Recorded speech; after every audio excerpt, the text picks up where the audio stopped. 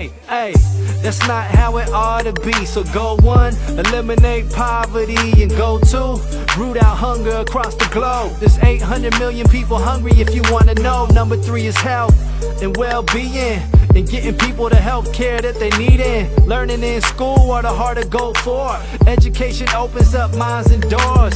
Goal number 5 is empower girls and women so they can have the same rights that men are given.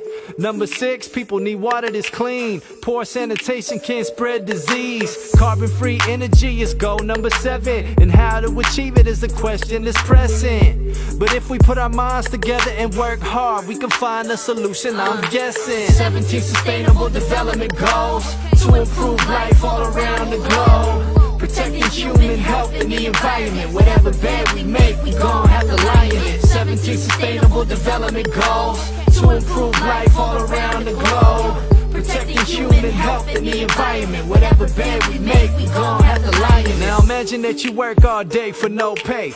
Economic growth and decent work is goal 8. Goal number 9 is to foster innovation in infrastructure and industrialization. Goal number 10, inequality reduction. 11 is sustainable city construction. 12, well, that's sustainable consumption, so what we use matches up with production. Goal 13 calls for urgent action to combat climate change, cause we know it's happening. 14, protect life under seas. 15, protect life on land.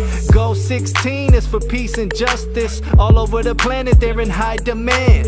And the final goal, number 17, is the critical factor, the heart of the machine. It's the strength in the way we achieve these goals of sustainable development around the globe. Yo, 17 sustainable development goals to improve life all around the globe. Protecting human health and the environment. Whatever bed we make, we gon' have to lie in it. 17 sustainable development goals to improve life all around the globe. Protecting human health and the environment. Whatever bed we make, we gon' have to lie in it.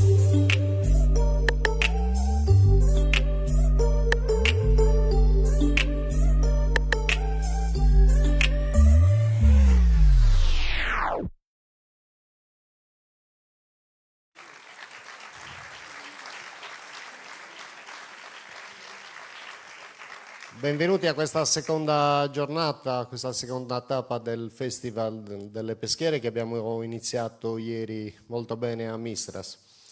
Oggi dovevamo essere in Piazza Cattedrale, ci siamo spostati qua per le questioni meteo, quindi c'è un po' di gente che sta trasferendo dalla sede programmata dell'ospedale di Sant'Antonio. Io chiamerei innanzitutto il padrone di casa, il vice sindaco di Oristano. Il sindaco non è potuto venire a portare i saluti dell'amministrazione. Luca Faedda.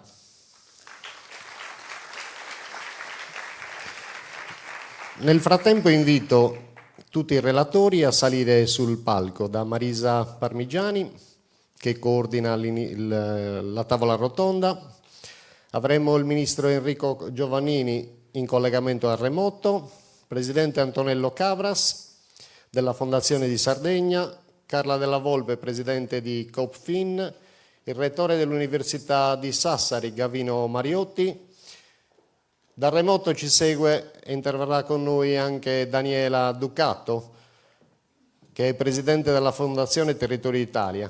Invitiamo anche Gianluca Cocco, il responsabile regionale della strategia dello sviluppo sostenibile della Regione Sardegna, Esther Cois, sociologa dell'ambiente e del territorio dell'Università di Cagliari, e Pierluigi Stefanini, il presidente dell'ASVIS, che poi farà anche le conclusioni. La parola al vice sindaco. Grazie Luca innanzitutto. Grazie Claudio. Buonasera a tutti. Un grazie davvero per questa seconda tappa che tocca la nostra città. Oggi l'argomento che affronteremo, che affronterete, è piuttosto importante perché di sostenibilità se ne parla tanto, spesso se ne abusa, però è un concetto che ha un significato presente e futuro. Noi come amministratori siamo sempre chiamati a riflettere su quello che dobbiamo comunque fare. Cosa possiamo fare per la sostenibilità? Questo noi ce lo dobbiamo chiedere, anche in virtù di quella che è l'Agenda 2030 che tutti conosciamo. Informare e sensibilizzare, questo è l'obiettivo di noi cittadini e amministratori. Per cui è un percorso che è iniziato, sta iniziando e che dovrà continuare. Io mi auguro che questo sia l'inizio di un processo obbligato per tutti noi. Per cui, insomma, abbiamo l'onere e l'onore di essere davvero gli attori principali di quello che è il nostro presente e il nostro futuro, che è qua davanti, che è anche il nostro presente. Grazie a tutti, buona serata.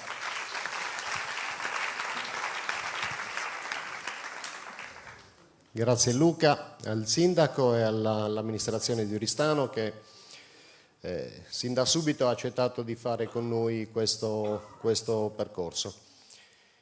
Io abbiamo perso un po' di tempo, taglierò anche il mio intervento, anche perché abbiamo la fortuna oggi di avere importanti relatori e soprattutto abbiamo la coordinatrice Marisa Parmigiani, che il tema dell'Agenda 2030 la conosce sicuramente più del sottoscritto. Noi a lei, al presidente Pierluigi Stefanini dell'ASVIS, al ministro Giovannini, che è stato portavoce fino a quando ha preso il ruolo da ministro. L'Alleanza Italiana per lo Sviluppo Sostenibile è quella che ci ha chiamato in causa come mondo della cooperazione, a provare a metterci anche noi sul sentiero dello sviluppo sostenibile. Singolarmente, con le cooperative, l'agenda non è un qualcosa di nessuno, attiene alla responsabilità di tutti. Abbiamo pensato come Cooperazione Lega Coop che fosse il momento anche noi di fare la nostra parte in questo pezzo di territorio italiano che è la Sardegna. Con noi hanno aderito, siamo stati insieme a Dromos Festival, abbiamo pensato questa 4 giorni che prende il nome di Festival delle Peschiere, che sono le peschiere che ci sono attorno al nostro territorio, e quindi quella di Mistras, quella di Pontis, quella di Marcedì. Ieri a Mistras, domani salta la tappa di Marcedì, ma saremo su Terralba e dopodomani chiuderemo a Pontis. Vogliamo quindi provare a far conoscere un po' più i temi dell'Agenda 2030, ma soprattutto anche il metodo, provare a ragionare insieme su quei 17 goal e quei 179 target da prendere come metodo nelle politiche di integrazione di quelle azioni che sono previste in ciascun goal. Spesso passa come la sola agenda dell'ambiente, certo che l'ambiente è molto importante, ma lo sviluppo sostenibile attiene ai temi dello sviluppo economico, dello sviluppo sociale, quindi del lavoro buono, della formazione scolastica, e un saluto particolare a quelli della mia generazione, che direi anche di fare un applauso ai giovani che ci sono anche qui in sala, ai quali forse la nostra generazione è un po' negato questo futuro, invece noi vorremmo che fossero in prima linea a combattere per un nuovo modello di sviluppo sostenibile. Ecco, questo era il senso del festival. Ho detto, l'abbiamo fatto come Lega Coop e Dromos Festival, insieme al crew di Unipol, insieme alla strategia regionale per lo sviluppo sostenibile e a tanti sponsor. Tanti sono qui presenti in sala, non li nomino tutti, li nomineremo tra il dibattito e lo spettacolo. A tutti loro grazie per aver creduto in questa nostra proposta. Adesso do subito la parola a Marisa Parmigiani per coordinare la tavola rotonda. Grazie Claudio, buonasera a tutti, grazie per essere con noi in questa ora di riflessione che condivideremo assieme. Non voglio neanch'io rubarvi tempo e quindi ringrazio in primis il Ministro Giovannini per aver accettato di essere con noi qua questa sera e gli passerei subito la parola per un primo momento di riflessione sui temi dell'agenda e le leve che le nostre istituzioni politiche hanno per poter fare sì che l'Agenda 2030 sia davvero un programma di governo. Grazie. Grazie, buon pomeriggio a tutte e a tutti, spero mi sentiate e mi vediate bene. Benissimo. Perfetto. Un caro saluto a te, a Pierluigi Stefanini e a tutte le persone che hanno deciso di contribuire a una riflessione su un tema che è vitale per il nostro futuro, e cioè la sostenibilità dello sviluppo, uno sviluppo che non sia solo crescita quantitativa, ma sia miglioramento del benessere, sia maggiore equità, maggiore compatibilità con i limiti ambientali. Insomma, i temi che sono oggetto dell'Agenda 2030, ma anche dell'enciclica del Papa Laudato Si e poi Fratelli Tutti. Passare dalla teoria alla pratica è qualcosa di estremamente complesso e mi è capitato nuovamente di fare il ministro in un momento storico particolare in cui c'era da programmare il Piano Nazionale di Ripresa e Resilienza, c'era da attuarlo, c'era da immaginare un futuro diverso. Il Ministero che si occupa di infrastrutture, di mobilità, è forse uno di quelli più orientati al futuro. Da qui la prima decisione, la prima proposta di cambiare nome al Ministero, da Ministero delle Infrastrutture e dei Trasporti a Ministero delle Infrastrutture e della Mobilità Sostenibili, ambedue sostenibili, superando per esempio l'idea che le infrastrutture siano necessariamente insostenibili.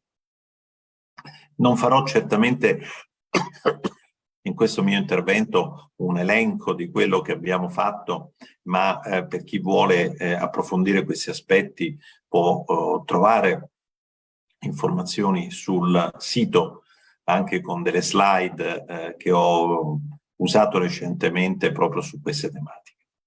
Superare l'idea di un ossimoro come infrastrutture sostenibili non è stato semplice.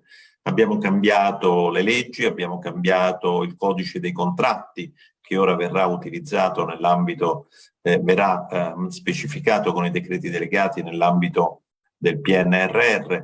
Abbiamo definito l'obbligo di una relazione di sostenibilità, non solo ambientale ma anche sociale, tutti i nuovi progetti del PNRR sopra una certa soglia, e questo dovrebbe diventare poi una pratica corrente anche per i contratti non PNRR del futuro. Abbiamo elaborato un modello di scoring, cioè di calcolo del punteggio di un particolare progetto rispetto agli obiettivi europei di lotta al cambiamento climatico, degli obiettivi sociali europei. Abbiamo definito linee guida per le future infrastrutture ferroviarie, stradali, idriche e adesso anche del trasporto rapido di massa, in linea con il principio del do not significant harm, di non danneggiare significativamente l'ambiente con questo tipo di progetti tipico europeo, posto alla base del PNRR non solo. Insomma, abbiamo fatto delle scelte di regolazione, se volete, in linea con l'obiettivo 9 dell'Agenda 2030, appunto infrastrutture, innovazione e infrastrutture sostenibili. Dall'altro lato abbiamo scelto di investire nella direzione della sostenibilità, credendoci profondamente. In questi 19 mesi di governo abbiamo aggiunto ai fondi preesistenti 105 miliardi di investimenti, 61 del PNRR, il resto attraverso altri fondi, compreso la legge di bilancio. E se ci limitiamo al PNRR, il 70% di quegli investimenti va all'obiettivo trasversale della lotta al cambiamento climatico. Non perché l'altro 30% invece aggravi il cambiamento climatico, ma semplicemente manca la metrica, le definizioni su come calcolare l'impatto di quel 30% degli investimenti. In più abbiamo provato a fare un esercizio che da molto tempo non si fa in Italia, cioè la pianificazione a lungo termine, e dunque quella delle ferrovie, quella delle strade e delle autostrade, quella delle piste ciclabili, sia urbane che extraurbane, la allocazione dello spazio marittimo, è fondamentale, per esempio per collocare degli impianti offshore di carattere eolico. Abbiamo fatto la pianificazione dell'elettrificazione delle banchine nei porti e potrei continuare. Quindi pianificazione, investimenti, riforme. Sono stati 3 pilastri su cui abbiamo lavorato. Su tutto questo capita, diciamo così, di riuscire insieme ad ASVIS e alle forze politiche evidentemente di cambiare la Costituzione, cosa che è avvenuta quest'anno con la modifica articolo 9 dell'articolo 41. ASVIS per 6 anni ha sostenuto proprio la necessità non tanto e non solo di inserire l'ambiente in Costituzione, cosa che è stata fatta all'articolo 9, toccando per la prima volta i principi fondamentali della nostra Costituzione, ma introducendo il principio della giustizia tra generazioni, cioè l'interesse delle future generazioni, che è un concetto assente nella nostra Carta Costituzionale. È un cambiamento molto importante, è un cambiamento i cui effetti si vedranno più avanti, ma che deve guidare appunto tutte le politiche. Per questo, tra l'altro, il Presidente Draghi l'anno scorso ha dato una direttiva al Comitato Interministeriale per la programmazione economica e lo sviluppo sostenibile, altra battaglia vinta da ASVIS, il neo ridefinito CIPES. Tutte le procedure tutti i progetti che arriveranno al CIPES per le infrastrutture del futuro, per altri progetti che appunto sono nella disponibilità poi del Comitato Interministeriale, dovranno essere valutati in funzione dei 17 obiettivi dell'Agenda 2030. Come fare questo lo stiamo definendo, praticamente lo abbiamo definito, spero che prima della fine della legislatura e quindi del nuovo governo in realtà questa delibera possa essere approvata. Concludo però con 2 considerazioni. La prima è: dunque tutto bene? Dunque abbiamo ormai svoltato? Da qui in avanti sarà una strada in discesa? Assolutamente no, ovviamente, perché trasformare la teoria in pratica su tutti i diversi campi di policy e poi rendere coordinati questi interventi è una sfida straordinaria, una sfida che i prossimi governi come questo dovranno affrontare in una congiuntura internazionale molto difficile, in una congiuntura geopolitica molto difficile. La buona notizia però è che quello che abbiamo fatto si sta in qualche modo trasferendo a livello locale, con tante regioni che hanno fatto le loro strategie regionali di sviluppo sostenibile, che stanno valutando ex ante le politiche sulla base degli obiettivi di sviluppo sostenibile. Insomma, un percorso lungo, ma che è in corso. Su tutto questo, naturalmente, e concludo, non può non intervenire il cambio di orientamento politico, di maggioranza politica, di governo, con cui avremo a che fare tra qualche settimana. E su questo non posso non segnalare che, storicamente, guardando a livello internazionale, governi di destra hanno avuto sempre più problemi dei governi di sinistra, che non necessariamente hanno trovato le soluzioni più adatte rispetto al tema del cambiamento climatico, della crisi climatica. E le ragioni di questa maggiore difficoltà possono essere diverse. Io ne ho individuate alcune nel libro con Fabrizio Barca, Quel mondo diverso del 2020, ma non c'è dubbio che questa sarà una sfida importante a cui si troverà di fronte il nuovo Parlamento, il nuovo governo, e speriamo dunque che l'Italia sia un'eccezione rispetto a quello che è accaduto e accade in altri paesi in cui i governi di centrodestra governano.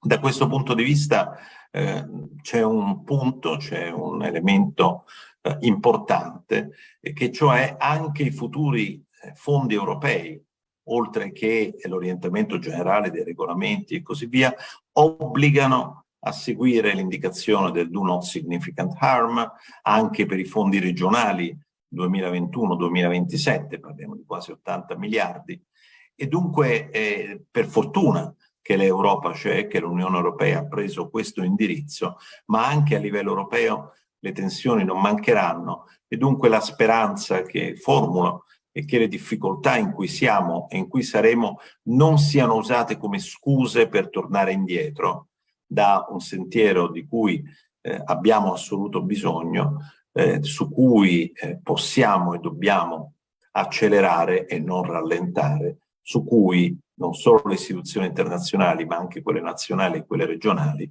e dunque a livello locale la società civile, le imprese, comprese naturalmente il mondo della cooperazione, è chiamato a accelerare appunto questa trasformazione. Grazie ancora e buon lavoro.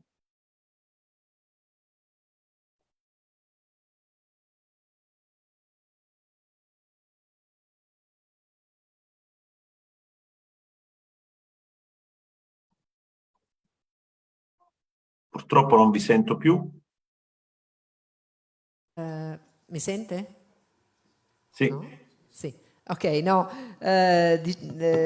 dicevo che delle 3 parole che sono state usate, pianificazione, investimenti e riforme, e proprio come è stato citato l'importante ruolo che possono assumere le amministrazioni locali sul territorio, a partire proprio dalle politiche regionali che si intersecano con la gestione dei fondi europei, passerei la parola a Gianluca Cocco, responsabile della strategia regionale dello sviluppo sostenibile della Regione Sardegna, per raccontarci come effettivamente nella pratica queste cose possono trasformarsi poi in azioni concrete e in modalità di gestione della cosa pubblica. Grazie. Grazie, buona serata a tutti. Saluto anche il Ministro che ho avuto occasione di conoscere e come abbiamo dato gambe alla strategia regionale di sviluppo sostenibile. Cosa vuol dire fare strategia regionale, lavorare sullo sviluppo sostenibile per una regione? Noi brevemente in 40 secondi il percorso e poi vediamo come si può fare sviluppo sostenibile in regione. Siamo partiti da, naturalmente Agenda 2030 dell'ONU nel 2015, c'è una strategia nazionale che ha dato gambe poi alle strategie regionali e noi abbiamo iniziato ormai 3-4 anni fa con una serie di gruppi di lavoro intanto interni all'amministrazione regionale, con un lungo percorso, con un forum che si è aperto anche a tutti i cittadini sardi, a tutti i portatori di diritti e i portatori di interesse. Perché faccio questa distinzione? Perché noi abbiamo costruito, e credo che questo sia uno dei punti di forza della nostra strategia, abbiamo costruito la strategia regionale di sviluppo sostenibile insieme alla pianificazione dei fondi europei. Soprattutto nell'ultimo anno e mezzo tutti gli incontri di partecipazione erano fatti sia ragionando in termini di che cosa vuol dire, come si costruisce una strategia di sviluppo sostenibile e come i fondi europei possono poi entrare nel contenitore ampio della strategia di sviluppo sostenibile per trovare già le caselle giuste. Quindi sviluppo sostenibile è una modalità, lo diceva prima proprio Claudio Azzori, non parliamo di tematiche ambientali, parliamo solo ambientali naturalmente. Uniamo la parte economica a quella sociale, a quella naturalmente di governance istituzionale.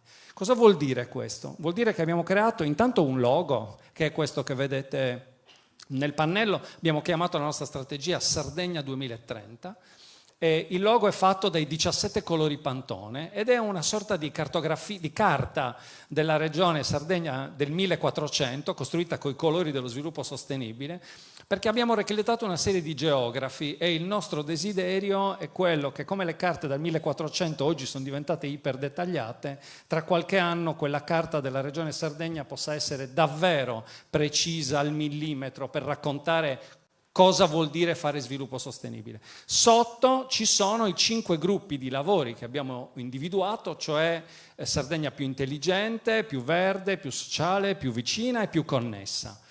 Intorno a questi che sono gli obiettivi del Green Deal europeo abbiamo realizzato una strategia scritta l'anno scorso, approvata l'anno scorso. Cosa stiamo facendo adesso? Intanto i fondi europei sono già orientati rispetto al tema dello sviluppo sostenibile, ma il lavoro più importante è il fatto che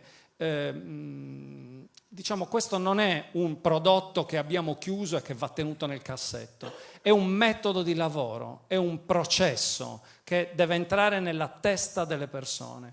Il Ministro prima citava i cambiamenti climatici, voglio solo fare un esempio perché abbiamo anche e sono molto orgoglioso di dirlo, una delle poche strategie nazionali, quindi di una strategia regionale di sviluppo sostenibile, che ha un quadro climatico di riferimento al 2050, su cui si possono basare le infrastrutture di cui parlava il Ministro, cioè anticipiamo il futuro, abbiamo sguardo anticipatorio e capiamo come le infrastrutture possano poi essere realizzate già pensando almeno per piovosità e temperatura, alcuni dati. Ecco, questo ragionamento e ragionare su che cosa vuol dire fare adattamento al cambiamento climatico, cioè obiettivo 13 dello sviluppo sostenibile, faccio solo un esempio, ma questo si può ripercorrere in tutti gli obiettivi che esistono dell'Agenda 2030, vuol dire ai colleghi, intanto i colleghi regionali, degli enti, vuol dire voi avete sempre lavorato nel finanziare una serie di azioni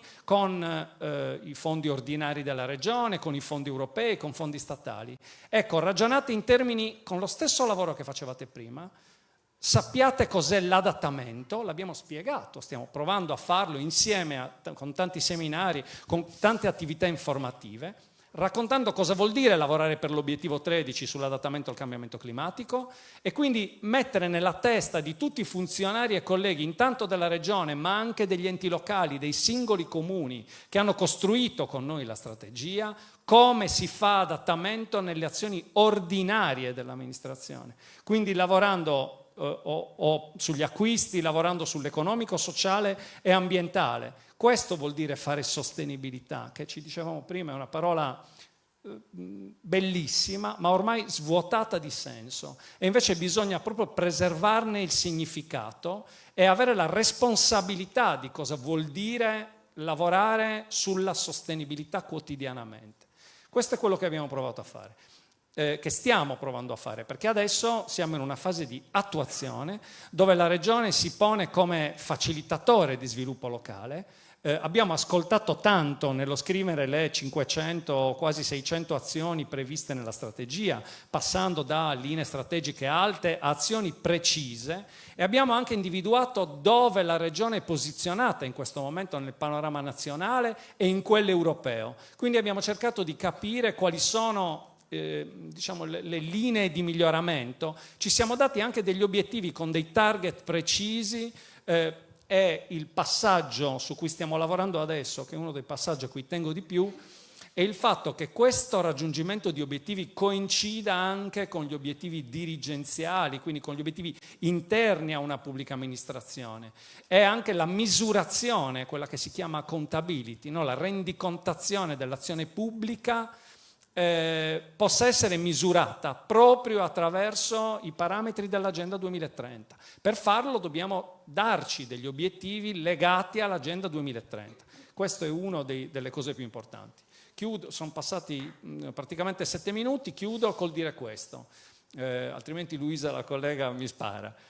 Sta partendo insieme, sono molto contento di essere qui, accetto Claudio, ho accettato guarda, veramente con grandissimo piacere, non solo l'invito ma anche il fatto di costruire insieme il festival, naturalmente dare una mano in questo, ma anche il festival nostro della regione che parte dal 4 ottobre e più o meno finisce il 20-27 di ottobre, con una quarantina al momento, ma diventeranno probabilmente come l'anno scorso una cinquantina di eventi che vi invitiamo a vedere naturalmente nella pagina della regione e siamo fortemente io sono molto contento di essere qui perché in realtà lo sviluppo sostenibile, questo, e sono anche molto contento di vedere i ragazzi, ce lo dicevamo prima, con le magliette dello sviluppo sostenibile. Questa è una speranza enorme. Noi lavoriamo con i centri di educazione ambientale, con tutta la rete Infeas in Sardegna per portare sviluppo per raccontare cos'è lo sviluppo sostenibile, che non è solo ambientale, appunto, e quindi vedere tanti ragazzi con la maglietta del fatto che la complessità debba essere gestita, complexus, quindi con nodi, con intreccio, riuscire a capire la complessità di un intreccio di argomenti, di temi che sono appunto unire sociale, ambientale, economico, istituzionale, per noi è veramente una grandissima speranza. Grazie. Abbiamo parlato di SDGs in realtà come abilitatore di sviluppo. ne abbiamo parlato nelle diverse funzioni istituzionali che ricoprite. Chiedo un commento a Esther Cois, sociologa dell'ambiente e del territorio, che possa, rispetto a queste azioni, a questi processi, darci uno sguardo esterno e competente. Grazie.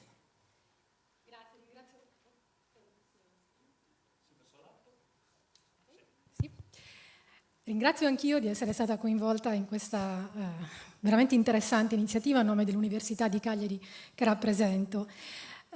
La domanda è veramente, direi, potente. In che senso questi obiettivi, 17 obiettivi dell'Agenda 2030, possono essere già, lo sono già, abilitatori di sviluppo? Fondamentalmente, mentre ci riflettevo, anche mentre parlavano appunto prima di me gli altri due relatori, il Ministro, questo ha a che fare con le caratteristiche con cui sono stati costruiti questi 17 obiettivi che compongono l'agenda. Prima di tutto perché si tratta di obiettivi situati, hanno un respiro molto ampio a livello globale, ma in realtà vengono declinati operativamente nei singoli territori. Quindi l'obiettivo che si pongono e che traduce tutti e 17 macro obiettivi è quello di costruire quella che si chiama la qualità sociale dei territori. Rendere i territori dal punto di vista del benessere di chi ci vive, di chi li usa, di chi li attraversa, attrattivi per chi resta, per chi c'è, per chi potrebbe arrivare, per chi potrebbe tornare. Quindi questa caratteristica di rendere gli obiettivi situati, secondo me, è il primo vettore attraverso cui si può parlare davvero di uno sviluppo che non solo retoricamente è di natura endogena, quindi muove da quelle che sono le risorse presenti nel territorio, ma che su quelle risorse investe. Ed investi in maniera trasversale, sistematica, lo si diceva. Quando parliamo di sostenibilità non parliamo solo di sostenibilità ambientale, paesaggistica in senso stretto, ma in tutto ciò che si interseca con la sostenibilità di natura sociale, legata ai diritti, alla giustizia, di cui parlava anche il Ministro precedentemente, e alla sostenibilità economica, al fatto che il lavoro di investimento nel territorio debba in qualche modo essere remunerativo per le risorse che hanno investito su di sé in termini di capitale umano.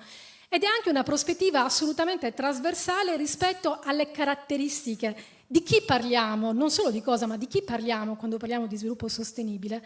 Parliamo di persone, ognuna delle quali ha delle caratteristiche molto precise che non sono neutre rispetto ai processi di sviluppo, caratteristiche di genere, caratteristiche di età. Prima si diceva il rischio che in tutti questi decenni forse abbiamo molto trascurato è di lasciare alle generazioni che già ci sono e a quelle che ancora verranno un mondo molto più affranto, diciamo, da problemi che noi abbiamo incominciato a intravedere, che abbiamo in larga parte causato, senza lasciare delle soluzioni credibili.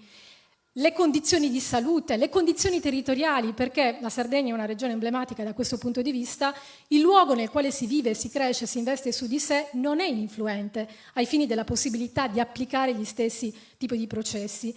E poi secondo me un'altra caratteristica che questi obiettivi mettono in evidenza e di cui forse non c'è mai, su cui non si dice mai abbastanza, è il fatto che riporta al centro della scena il discorso sull'importanza di quelli che si chiamano beni pubblici.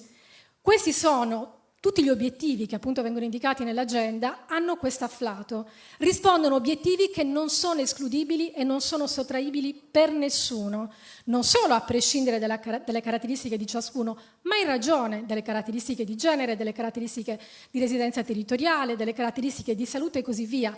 Diversità che vengono enunciate e valorizzate, non omogeneizzate, perché si parla di territori diversi e l'obiettivo non è l'isomorfismo e la standardizzazione, per esempio dei prodotti o dei processi, ma è la valorizzazione delle singolarità, delle specificità, delle differenziazioni dei territori. E però un'altra cosa che secondo me è molto interessante di questa agenda è che io trovo forse la leva principale perché sia un'agenda antifragile.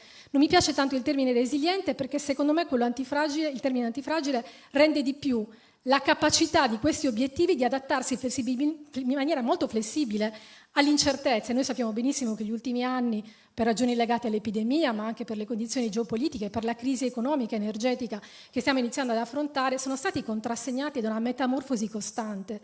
E sono obiettivi che, nonostante appunto siano stati definiti ormai qualche anno fa, nel 2016, e hanno una prospettiva al 2030, si adattano perfettamente anche alle condizioni mutate dei territori locali, ma anche del pianeta nel suo complesso.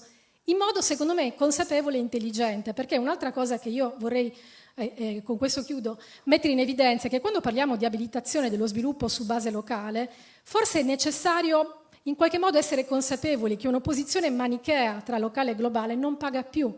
Ci sono tantissimi esempi da questo punto di vista. Uno che di solito racconto sempre ai miei studenti e studentesse, veramente in modo molto veloce, è quello che è riportato in un bellissimo libro della sociologa Anna Tsing che si intitola Il fungo alla fine del mondo, dove mette in evidenza come una popolazione perseguitata dal punto di vista politico di un'area dell'Asia sudorientale che appunto è stata costretta a lasciare il proprio paese di origine, è emigrata in massa attraverso il meccanismo delle catene migratorie in Oregon, ai confini diciamo settentrionali con il Canada, iniziando a coltivare un fungo rarissimo che cresceva solo lì, che si chiama Matsutake. La possibilità di coltivare questo fungo, che è estremamente costoso perché è raro e ha anche diciamo, delle proprietà in qualche modo miracolose dal punto di vista medico, su altri mercati, che sono i mercati giapponesi dei ristoranti di lusso, ha reso possibile completare la filiera, che sarebbe stato impossibile appunto per la popolazione che se ne occupa in queste piccole comunità, grazie alle multinazionali del cibo, che hanno coperto la possibilità di trasporre questo prodotto così raro che garantisce l'autonomia e quindi la sostenibilità di una comunità che anche dal punto di vista culturale altrimenti si sarebbe trovata costretta a lavorare in condizioni di assoluta mancanza di protezione in ciò che resta delle miniere dell'Oregon e quindi anche di perdere probabilmente la propria specificità culturale, coprendo l'ultimo tassello del fungo che arriva alle tavole di ristoranti di lusso giapponesi. Questo vuol dire che anche ragionare in termini di bianco e nero e quindi di opposizione tra sviluppo su base locale e costituzione di reti e di filiere su base globale è forse diciamo una sfida a questo punto da abbandonare in favore di una prospettiva molto più sistemica che è quella dell'Agenda 2030. Grazie. È stato citato il termine beni pubblici. Chi più delle fondazioni si occupa di salvaguardare, proteggere, tutelare, diffondere, rendere fruibili i beni pubblici? Chiedo quindi a Antonello Cabras, ex presidente della Fondazione di Sardegna, quale ruolo le fondazioni possono avere e agiscono nella loro quotidianità nel concretizzare quell'obiettivo 17 che veniva ben illustrato anche dal video che ci ha introdotto i temi dell'Agenda 2030 prima, proprio nella capacità di essere anello di raccordo tra il pubblico, il privato, il terzo settore nello sviluppo dell'Agenda 2030. Grazie, buonasera a tutti. Ovviamente presidente della Fondazione fino a qualche mese fa, è meglio sottolinearlo perché non vorrei che ci fossero incidenti diplomatici da questo punto di vista. Quindi ringrazio ovviamente gli organizzatori che hanno condiviso con la Fondazione la fase preliminare di preparazione di questa importante iniziativa su questo tema che, come hanno ricordato prima il Ministro e poi gli altri che sono già intervenuti, centrale è sempre più all'attenzione di tutti quanti noi, ma si chiama Agenda 2030 e il 2030 è il 2030 che è domani. Quindi prima riflessione da fare. Siamo a 7 anni dalla scadenza dell'agenda e stiamo ancora sviluppando con grande iniziativa, con grande intensità, accelerando il più possibile tanti eventi che servono a far diventare gli obiettivi di questa agenda patrimonio del senso comune. Sottolineo questo aspetto perché in questa agenda ci sono degli obiettivi che è più difficile raggiungere se non riusciamo a farli entrare nel senso comune, cioè se non riusciamo a fare in modo che la generalità dei cittadini li considerino assolutamente degli obiettivi prioritari. E qui comincio ad introdurre un elemento di riflessione.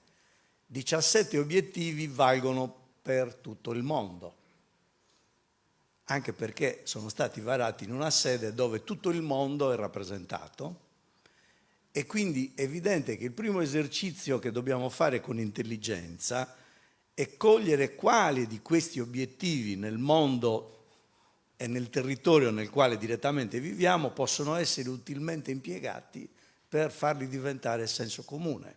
Faccio un esempio per spiegarmi meglio. La lotta contro la fame è un obiettivo globale, ma non ha in Sardegna un'emergenza come ce l'ha in altre parti del mondo. Quindi il rischio che si corre se non effettuiamo questa distinzione è che i sardi pensino che questo sia un problema di altri e non un problema nostro.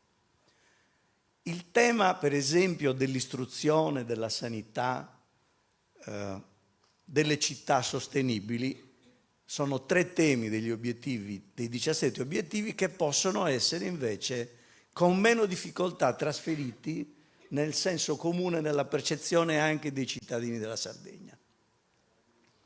La Fondazione dovrebbe, secondo me, aiutare tutti i soggetti a scegliere, nell'attività che si deve sviluppare con continuità, come riuscire ad ottenere questi obiettivi e a realizzarli, ovviamente sostenendo l'attività che in primo luogo sta svolgendo la Regione e che abbiamo appena sentito, ma anche tutte le microattività che sviluppano i singoli comuni di questa Sardegna, che sono tanti, perché noi siamo una regione grande, con poca popolazione e con molti comuni, e che uno dei problemi che questi comuni affrontano spesso è quello di non riuscire a lavorare in rete fra di loro, e invece questo è un obiettivo che dobbiamo accelerare come patrimonio comune per favorire il raggiungimento di quegli obiettivi che sono stati ricordati.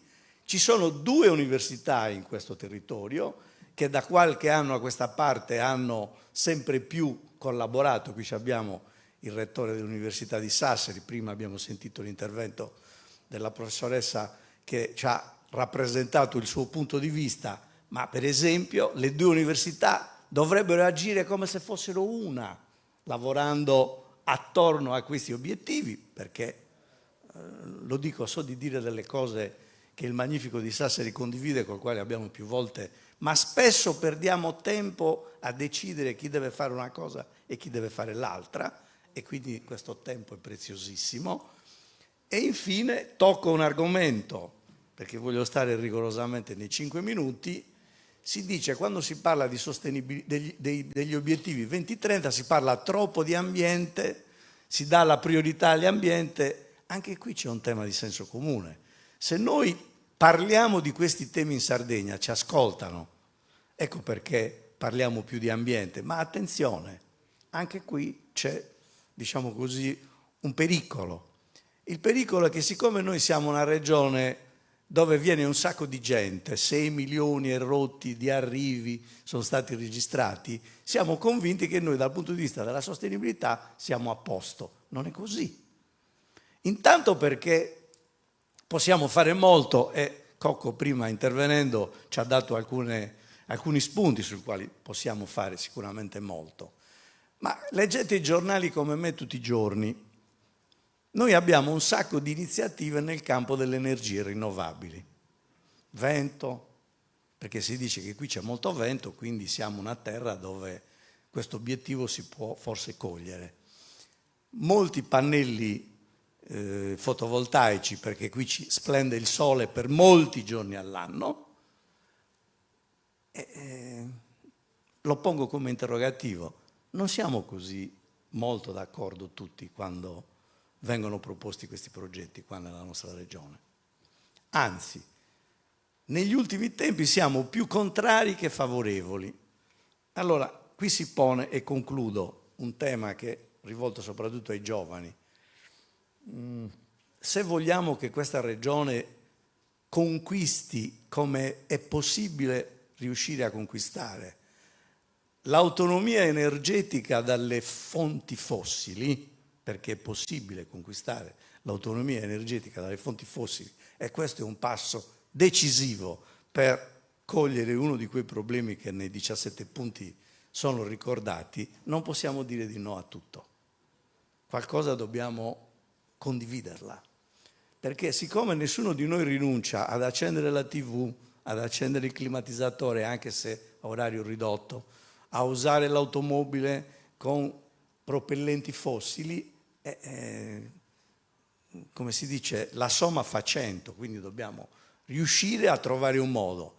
E concludo con questa annotazione: in Sardegna possiamo farlo molto meglio che tutti gli altri territori che ci sono nel resto del nostro paese, e possiamo arrivare prima, e quindi potremo persino diventare un prototipo che può essere utilizzato in sede europea per spiegare come si possono raggiungere alcuni dei 17 obiettivi. Grazie. Grazie.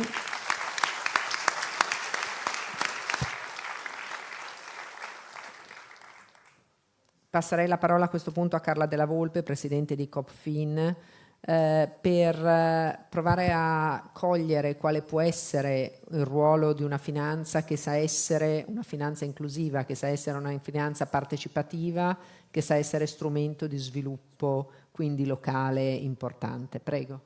Grazie, un saluto a tutti e a tutte. Grazie, sì, in generale credo che il mondo della cooperazione rivesta un ruolo particolarmente importante e abbia una responsabilità importante nel perseguimento dei 17 obiettivi dell'Agenda 2030. Nel contesto, insomma, del mondo della cooperazione, e tanto più in questo difficile momento di congiuntura, vi è tutto il sistema della strumentazione finanziaria di sistema nazionale. Penso in primis agli strumenti, insomma, nazionali, quindi ai fondi mutualistici per Lega Coop Cofund. Dico Copfond ed è appena entrato il direttore generale, e così gli strumenti finanziari locali.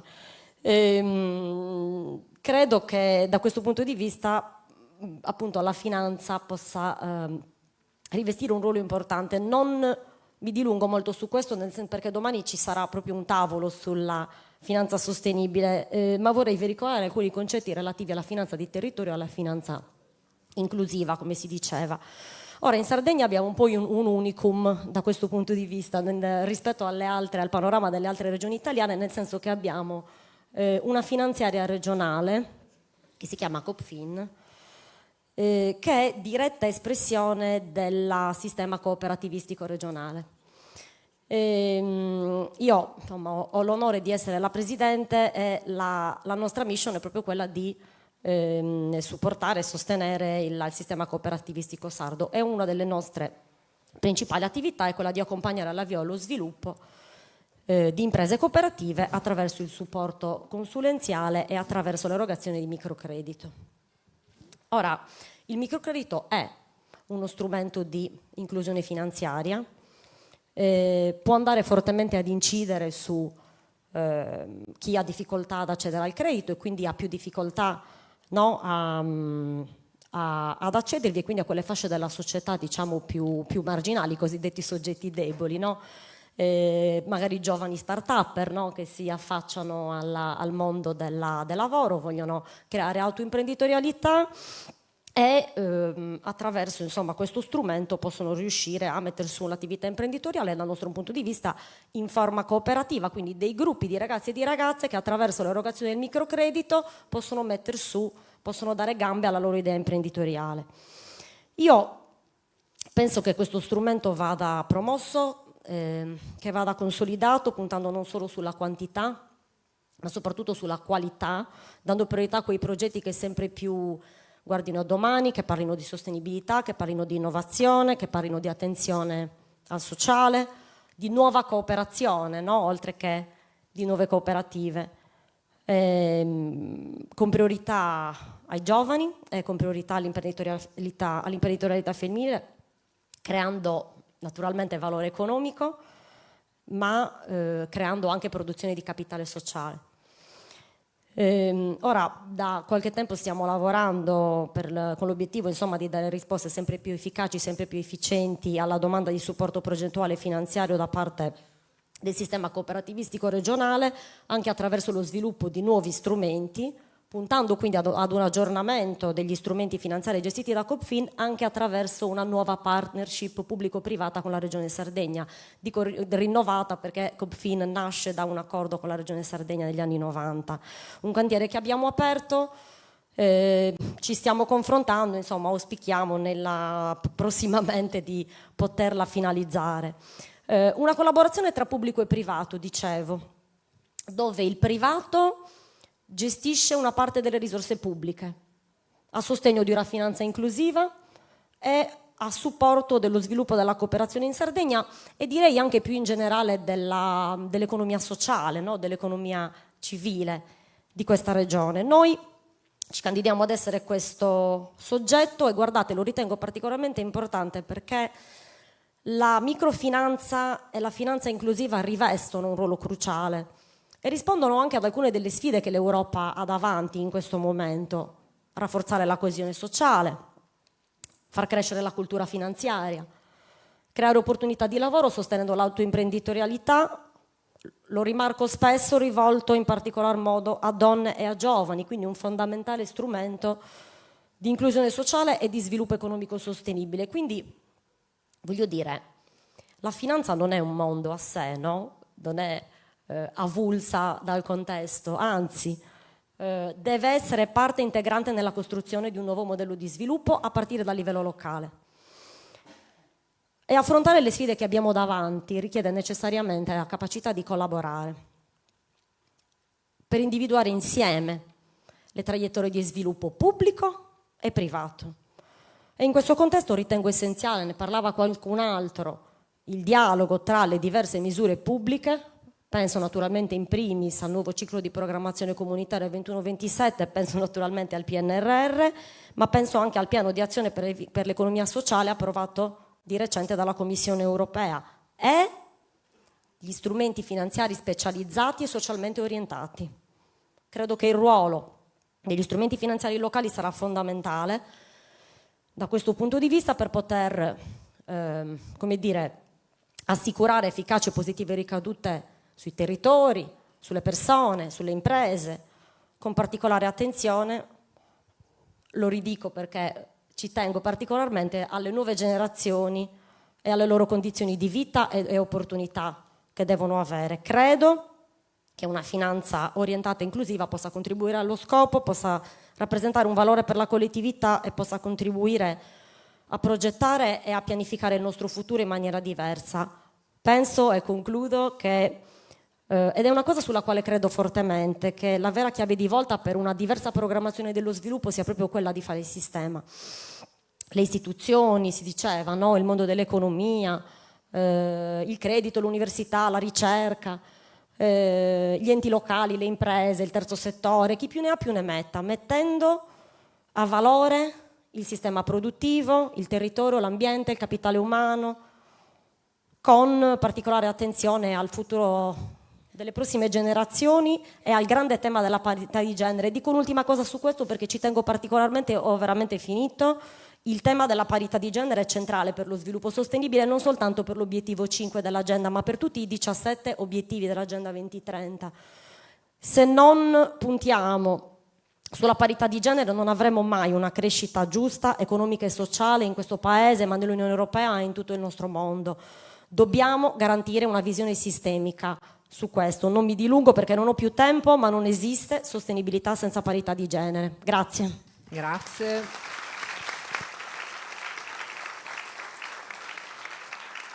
Approfondirei a questo punto con Gavino Mariotti, rettore dell'Università di Sassari, quale ruolo può avere l'università con particolare attenzione alla riflessione, all'analisi, allo sviluppo dell'Agenda 2030 e alla sua poi diffusione in termini concreti. Grazie, mi blocchi quando sforo perché io normalmente ho sempre timidezza a parlare, ma quando inizio a parlare poi non la smetto più.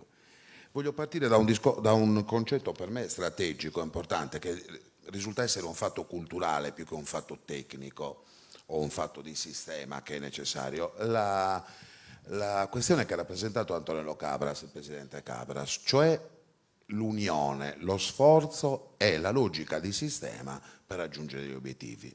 Quindi tracciare traiettorie di sviluppo a qualsiasi sia fondo possiamo fare riferimento, significa in primis modificare culturalmente il nostro approccio.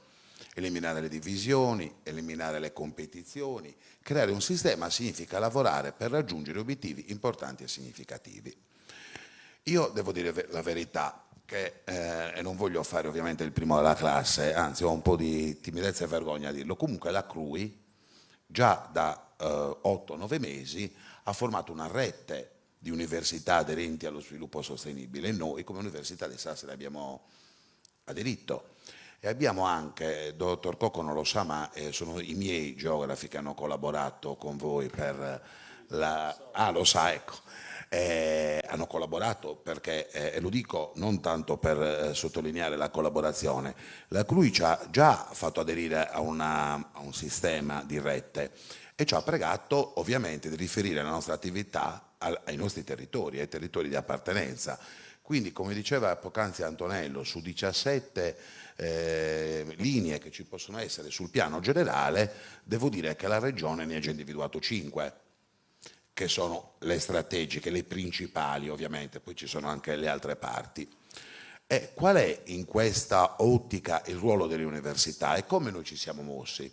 Intanto abbiamo già fatto diverse azioni che sono nella nostra struttura e quindi un'offerta formativa che pensi allo sviluppo sostenibile, una trasformazione, abbiamo ottenuto 12 milioni di euro su un progetto per i palazzi green, quindi misurare l'energia o il consumo energetico.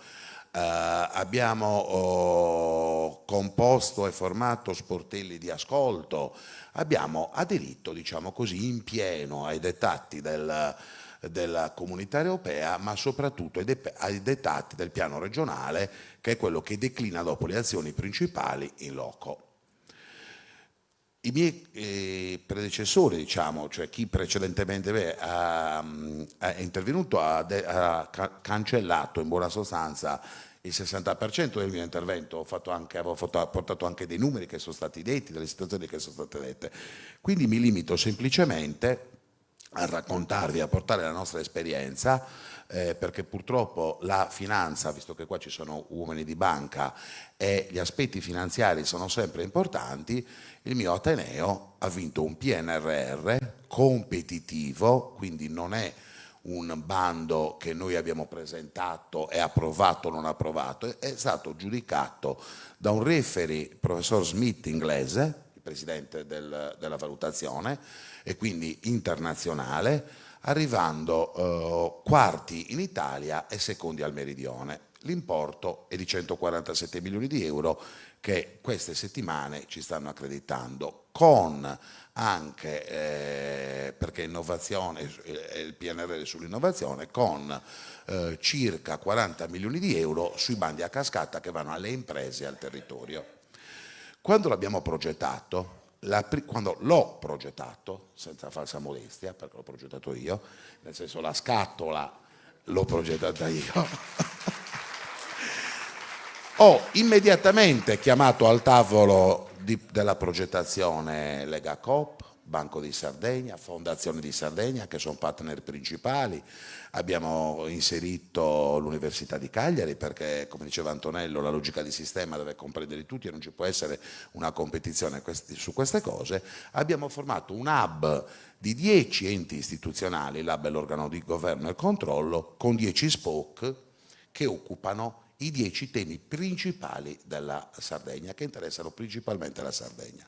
Ed uno in particolare, nonostante sia un medico, perché io insegno geografia economica, e abbiamo presentato un progetto di telemedicina per il valore di 40 milioni di euro che, quando il sottosegretario Sileri l'ha sentito a Sassari, mi ha detto: tutto ciò che vi manca lo aggiungo io. E quando Antonello Cabras, presidente della fondazione, l'ha sentito nel suo ufficio, mi ha detto: se sarò ancora da presidente, l'ha detto perché sapeva che non lo sarebbe stato, che scadeva ed era irriconfermabile, se vi serve qualcosa la fondazione è sul progetto.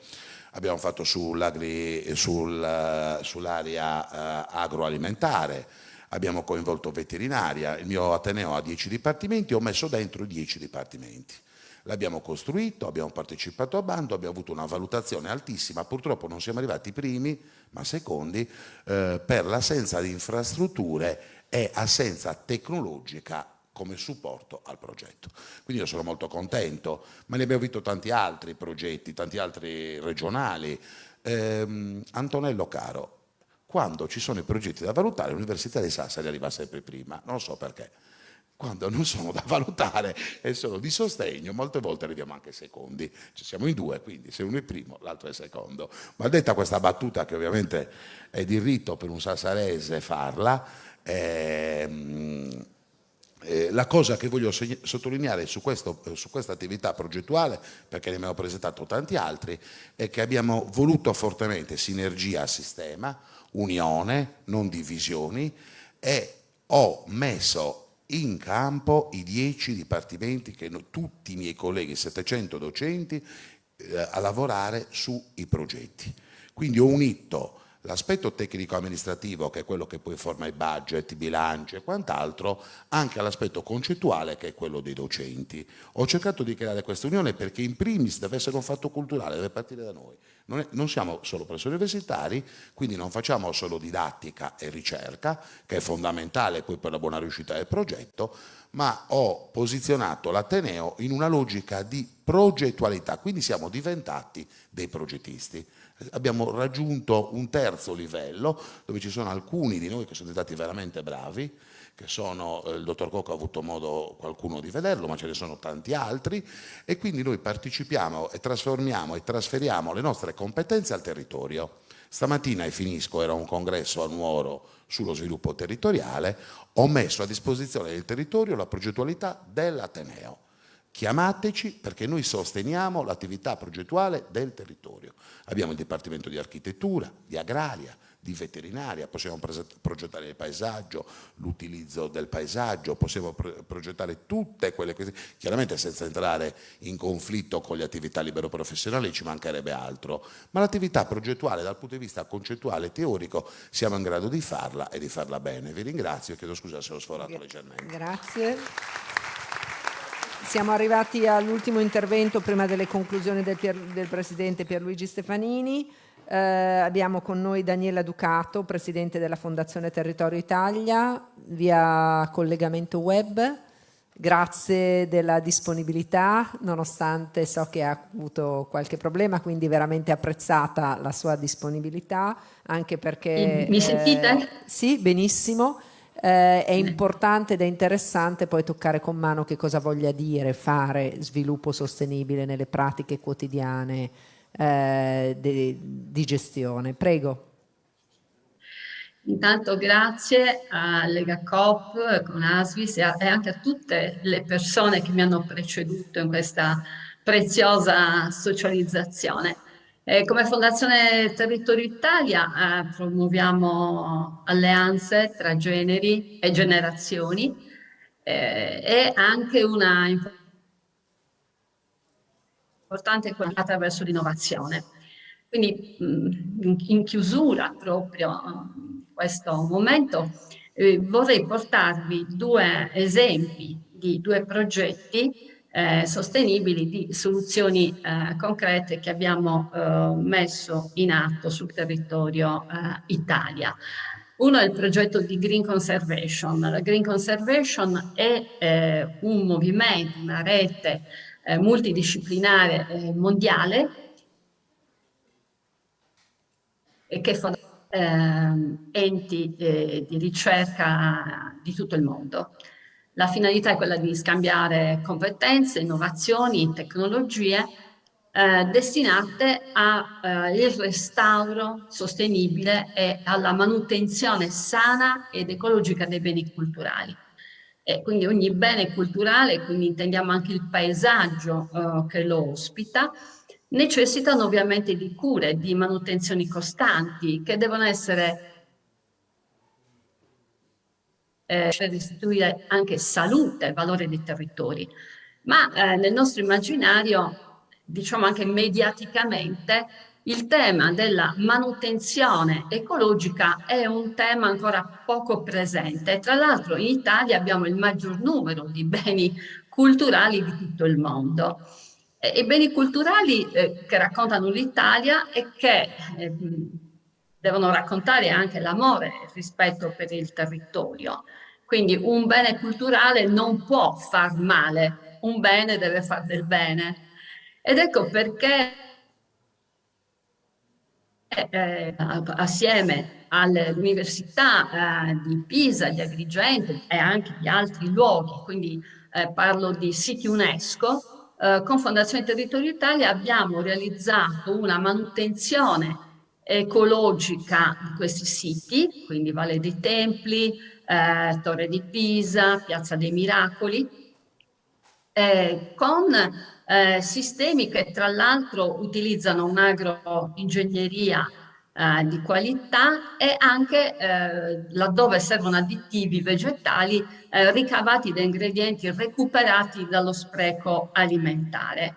Poi abbiamo continuato anche in Sardegna e in modo particolare in un'area SIN di Macchiareddu, dove in un campo di un parco di produzione di energia solare, quindi stiamo parlando di circa 200 ettari di suolo, è stato nel tempo propria rigenerazione del suolo, che non è così normale, in quanto spesso l'80% almeno da quello che è il nostro studio dei parchi di produzione di energia pulita hanno un suolo sporco, cioè un suolo inquinato. Perché? Perché per la captazione ovviamente dell'energia occorre controllare la vegetazione e quindi l'uso di erbicidi e di ovviamente se cresce l'erba limita la captazione solare e anche i sistemi di sfalcio possono chiaramente creare dei problemi perché possono andare a diciamo ledere quella che è la parte di vetro o di altri materiali del pannello e quindi si utilizzano e sono consentiti appunto sostanze inquinanti. Noi abbiamo sovvertito questo concetto grazie alle agrotecnologie e ora in quel campo, in quella inquinata, ora è ritornata la biodiversità. Sono ritornate le api, c'è un vero e proprio santuario delle api. Abbiamo dimostrato che si può avere produrre energia pulita e produrre suolo pulito. L'anno prossimo otterremo anche la certificazione in biologico del miele che viene prodotto in quest'area e quindi la dimostrazione è che i territori maltrattati, abbandonati, possono essere riconvertiti di fertilità e di rinascita. E poi ci sono i territori dell'anima che vanno curati e in questo caso vi porto l'esempio dei territori delle donne, territori che vengono feriti e maltrattati. E quindi un altro progetto che mi piace socializzare con voi è quello delle innovazioni sartoriali dei Green Jobs, quindi della formazione con il tema del design della rinascita che abbiamo destinato e realizzato in diverse parti d'Italia,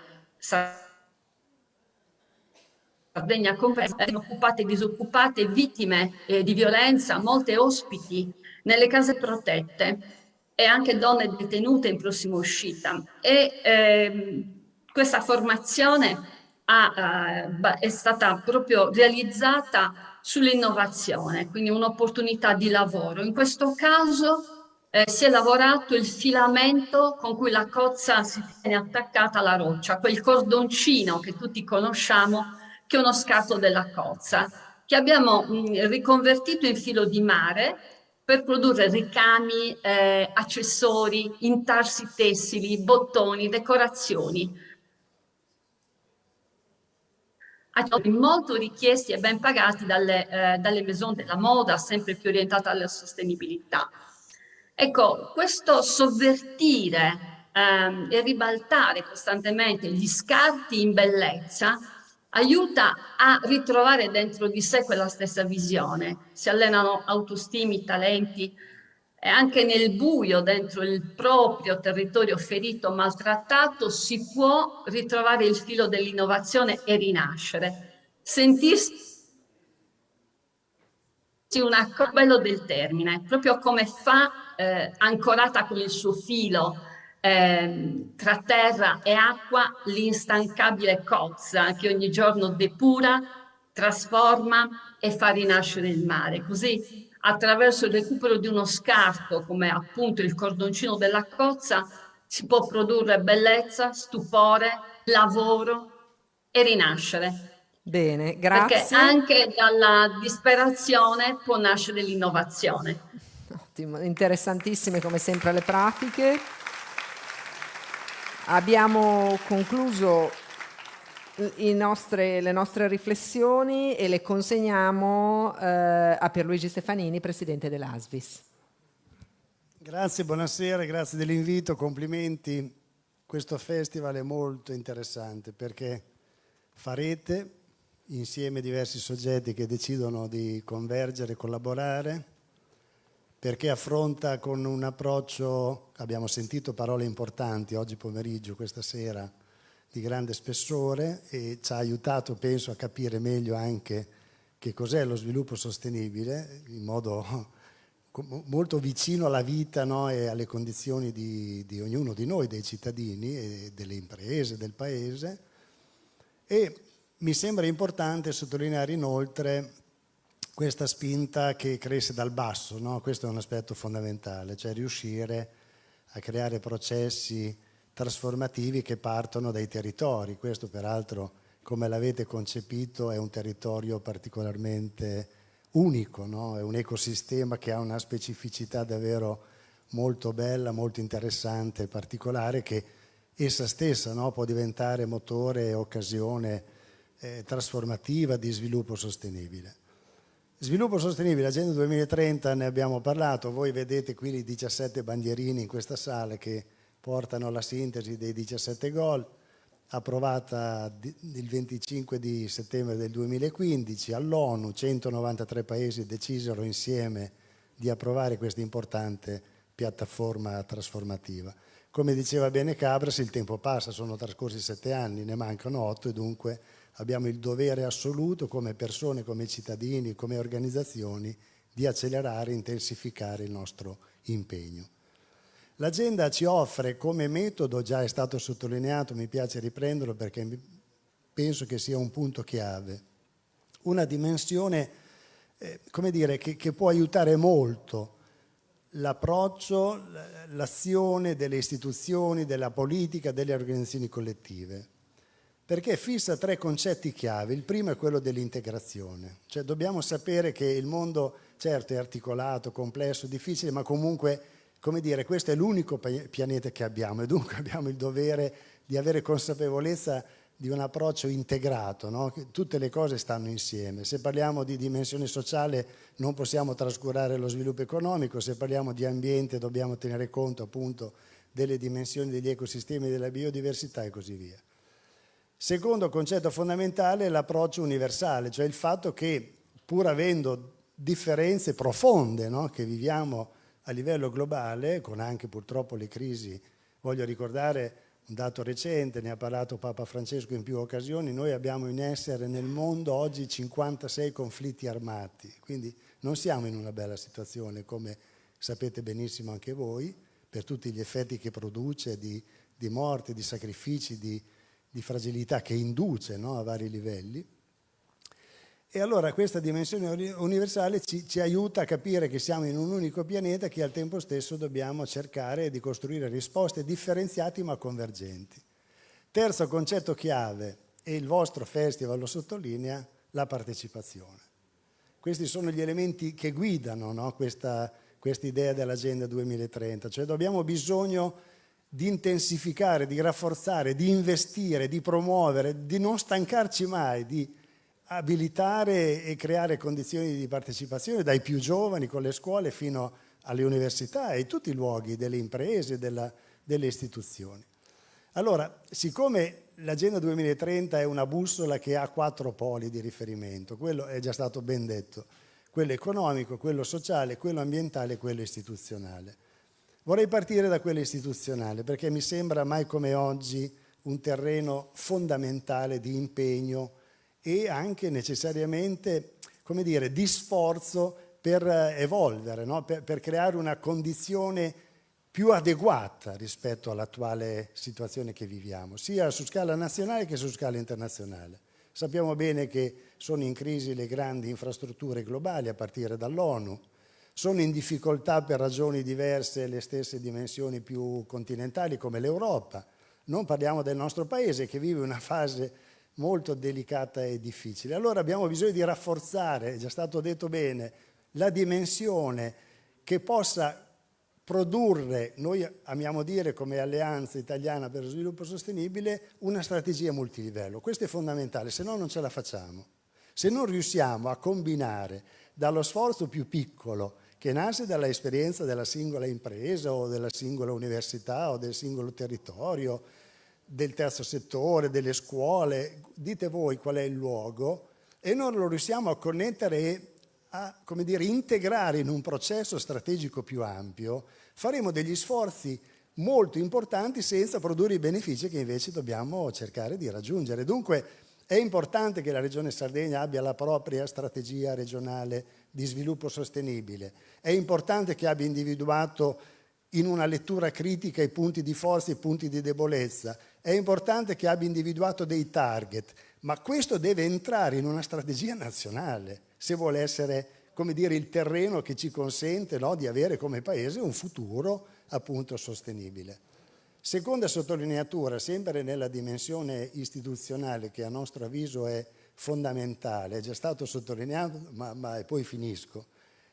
Avere la capacità, e qui sta il difficile per tutti, di avere sì la visione, come dire, ex ante, ovvero decido un programma, decido un progetto e stabilisco un obiettivo. Ma è indispensabile, fondamentale, cosa che manca molto spesso nel nostro Paese, verificare ex post, cioè verificare dopo cosa è successo, che effetto ha prodotto la scelta che ho fatto, che benefici o difficoltà incontrato, che errori abbiamo registrato e come possiamo necessariamente, valutando criticamente il lavoro compiuto, come possiamo correggere, migliorare, adeguare e produrre quell'innovazione, quell'evoluzione che è indispensabile. Per finire, è stato citato, sottolineo solo il capitolo sociale, perché se no starei qui a intrattenervi e non è giusto nei vostri confronti. Allora, l'Europa, è già stato ricordato, ci ha messo a disposizione negli ultimi 2 anni un importante terreno di lavoro, che è il pilastro sociale europeo. E ci dice delle cose importanti, che noi come Paese abbiamo condiviso peraltro. Ci dice che ad esempio nel 2030, e quindi non fra tanto tempo, noi dobbiamo avere il 78% di persone adulte occupate. Noi oggi siamo attorno al 60% come Paese. L'Europa ci dice che da qui al 2030 dobbiamo avere una riduzione drastica, dimezzando i 2 milioni di giovani che non studiano e che non lavorano, per creare una condizione di vera opportunità per il loro futuro, fondamentale. Ma dobbiamo, come dire, non solo sapere questo, ma vedere come. Terzo esempio, dice ancora il pilastro sociale, a proposito di parità di genere, che dobbiamo dimezzare il gap che c'è nell'occupazione maschile e femminile nel nostro Paese. Noi siamo uno dei paesi più indietro in Europa e non è tollerabile, non possiamo permettercelo. Dobbiamo creare una risposta convincente. E allora finisco, perché appunto bene avete detto su punti di forza che ha questa regione, questo territorio veramente incredibilmente bello, no? Pieno di risorse, di energie, di valori, di storia e di cultura.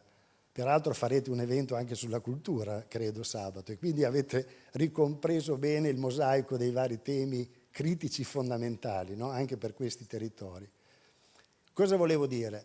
Noi abbiamo quei target lì, no? E ne potrei citare altri riferiti al fatto, faccio un altro esempio, l'Italia ha un numero di laureati che non arriva, l'Europa dice che dobbiamo arrivare al 50% dei laureati, oggi siamo molto al di sotto. Allora io mi chiedo, com'è possibile che noi siamo al di sotto nel numero di laureati e abbiamo in molti casi numeri chiusi?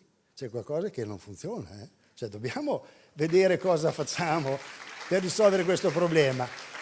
E allora, qual era il messaggio chiave che ci riguarda tutti, responsabilmente, individualmente e in modo collegiale e collettivo? Quegli obiettivi lì dobbiamo prenderci l'impegno come paese di portarli a casa, di raggiungerli. Dobbiamo prevedere una programmazione nei prossimi 8 anni, al di là del colore politico che avrà il governo che è uscito dalle elezioni, per arrivarci. Cioè noi abbiamo il dovere di arrivare nel 2030 ad aver dimezzato il numero di giovani che non studiano e che non lavorano, se vogliamo essere un paese serio.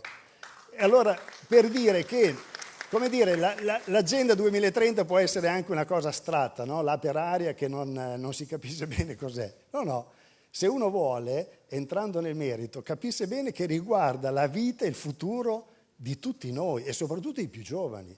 Ricordava il Ministro, e ho finito, un'importante decisione assunta nel Parlamento di quest'anno è anche per, come dire, spezzare una lancia a favore della politica, perché siccome parliamo solo male della politica, in questo caso il Parlamento ha preso una decisione importante, che è stata quella di riformare la Costituzione. Ha introdotto il tema della tutela dell'ambiente e soprattutto ha introdotto l'interesse delle future generazioni. Questo, guardate, è un punto fondamentale che non c'era nella Costituzione, seppure bellissima, che abbiamo come Paese, e ci deve spronare tutti. E il dire, bene, programmiamo, interveniamo, agiamo, costruiamo insieme una progettazione che ci consenta davvero di essere coerenti e di dire chi verrà dopo di noi avrà condizioni altrettanto, se non migliori, di quelle che noi abbiamo vissuto fino ad oggi. Grazie ancora. Grazie.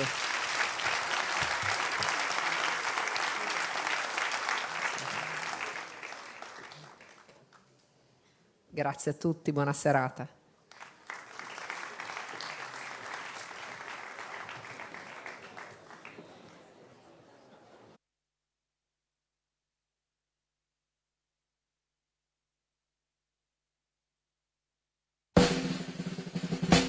Thank you.